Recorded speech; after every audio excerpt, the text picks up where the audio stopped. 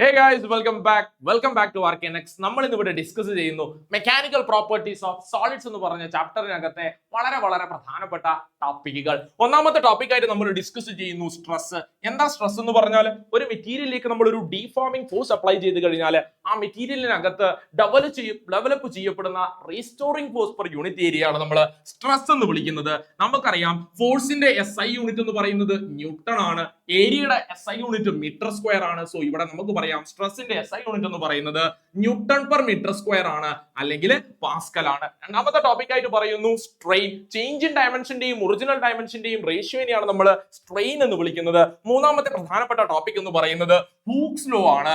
എന്താ ഈ Hooke's law? ചെറിയ ഡിഫോർമേഷൻസ് വരെ സ്ട്രെസ് എന്ന് പറയുന്നത് സ്ട്രെയിനിന് പ്രൊപ്പോർഷണൽ ആയിരിക്കും.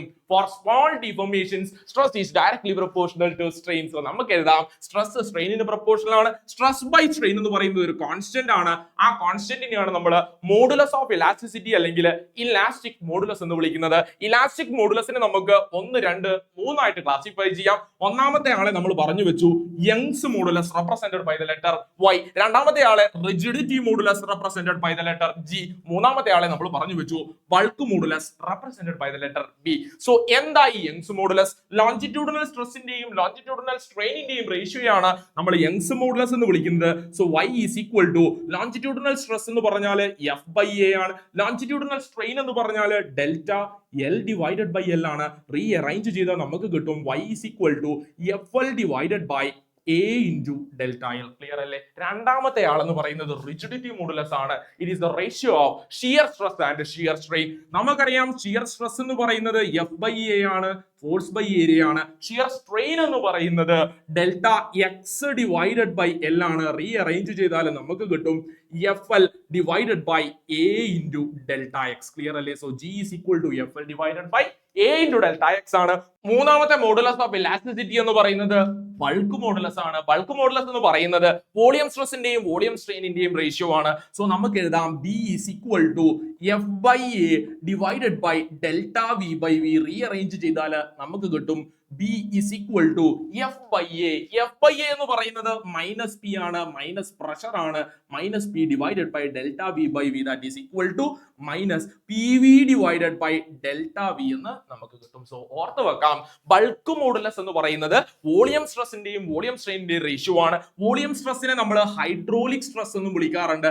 അതുപോലെ തന്നെ വോളിയം സ്ട്രെയിനെ നമ്മൾ ഹൈഡ്രോളിക് സ്ട്രെയിൻ എന്നും വിളിക്കാറുണ്ട് എന്ന് ഓർത്ത് വെക്കാം. അടുത്ത പ്രധാനപ്പെട്ട ടോപ്പിക് നമ്മൾ ഡിസ്കസ് ചെയ്യുന്നു സ്ട്രെസ് സ്ട്രെയിൻ കർവ്. എന്താ ഈ സ്ട്രെസ് സ്ട്രെയിൻ കർവ്? സ്ട്രെയിനിനെ X ആക്സിസിലും സ്ട്രെസ്സിനെ Y ആക്സിസിലും പ്ലോട്ട് ചെയ്യുന്ന കർവിനെയാണ് നമ്മൾ സ്ട്രെസ് സ്ട്രെയിൻ കർവ് എന്ന് വിളിക്കുന്നത്. ഒരു മെറ്റലിനെ സംബന്ധിച്ചിടത്തോളം അയാളുടെ സ്ട്രെസ് സ്ട്രെയിൻ കർവ് ആണ് നമ്മൾ ഇവിടെ റെപ്രസെന്റ് ചെയ്തിരിക്കുന്നത്.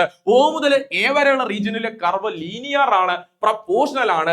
A എന്ന് പറയുന്ന റീജിയൻ വരെ പ്രൊപ്പോർഷണാലിറ്റി കാണിക്കുന്നത് കൊണ്ട് A എന്ന് പറയുന്ന പോയിന്റിനെ നമ്മൾ പേരിട്ട് വിളിച്ചു പ്രൊപ്പോർഷണൽ ലിമിറ്റ്. ഇനി ഓർത്ത് വെക്കാം, B എന്ന് പറയുന്ന പോയിന്റ് വരെ മെറ്റീരിയൽ ഇലാസ്റ്റിസിറ്റി കാണിക്കുന്നുണ്ട്. നമ്മൾ ഡിഫോമിംഗ് ഫോഴ്സ് അപ്ലൈ ചെയ്ത് കഴിഞ്ഞാൽ മെറ്റീരിയൽ അയാളുടെ ഒറിജിനൽ ഷേപ്പിലേക്ക് തിരിച്ചു വരുന്നുണ്ട്. സോ B എന്ന് പറയുന്ന ഇലാസ്റ്റിസിറ്റി കാണിക്കുന്ന ആ ലാസ്റ്റ് പോയിന്റിനെ നമ്മൾ പേരിട്ട് വിളിച്ചു ഇലാസ്റ്റിക് ലിമിറ്റ് അല്ലെങ്കിൽ ഈൽഡ് പോയിന്റ്. ക്ലിയർ അല്ലേ? ഈ ഈൽഡ് പോയിന്റ് അല്ലെങ്കിൽ ഇലാസ്റ്റിക് ലിമിറ്റിന് കറസ്പോണ്ടിങ് ആയിട്ടുള്ള സ്ട്രെസ്സിനെ നമ്മൾ പേരിട്ട് വിളിച്ചു ഈൽഡ് സ്ട്രെങ്ത്. ക്ലിയർ ആണോ?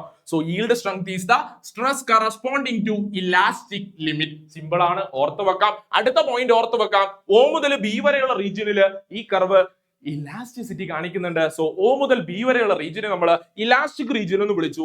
ബിക്ക് ശേഷമുള്ള റീജിയനെ ബിയോണ്ട് B എന്ന് പറയുന്ന റീജിയനെ നമ്മൾ പ്ലാസ്റ്റിക് റീജിയൻ എന്നും പേരിട്ട് വിളിച്ചു. ക്ലിയർ ആണോ?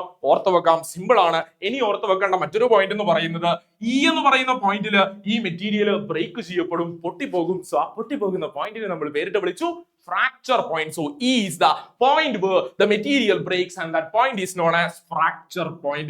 അവസാനത്തെ പോയിന്റ് ഓർത്ത് വെക്കാം, ഇവിടെ O മുതൽ O' എന്ന് പറയുന്ന റീജിയനെ നമ്മൾ പെർമനന്റ് സെറ്റ് എന്നാണ് പേരിട്ട് വിളിക്കുന്നത്. അവസാനത്തെ ടോപ്പിക്ക് നോക്കാം, elastic potential energy. Elastic potential energy എന്ന് പറയുന്നത് half into stress into strain into volume ആണ് എന്ന് ഇക്വേഷൻ ഓർത്ത് വെക്കാം. ഡെറിവേഷൻ നമുക്ക് പൊതുവെ ചോദിക്കാറില്ല. സോ നമ്മൾ ഇവിടെ ചുരുങ്ങിയ സമയം കൊണ്ട് ഡിസ്കസ് ചെയ്യുന്നത് കൊണ്ട് നിങ്ങൾ ഇക്വേഷൻ ഓർത്ത് വെക്കാം. Elastic potential energy U is equal to half into stress into strain into volume.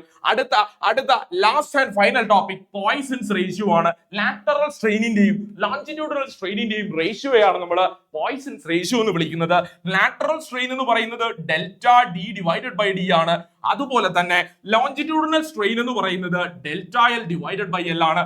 Rearrange ചെയ്താൽ നമുക്ക് കിട്ടും delta D into L divided by D into delta L. So this is mechanical properties of solids in 10 minutes. Bye.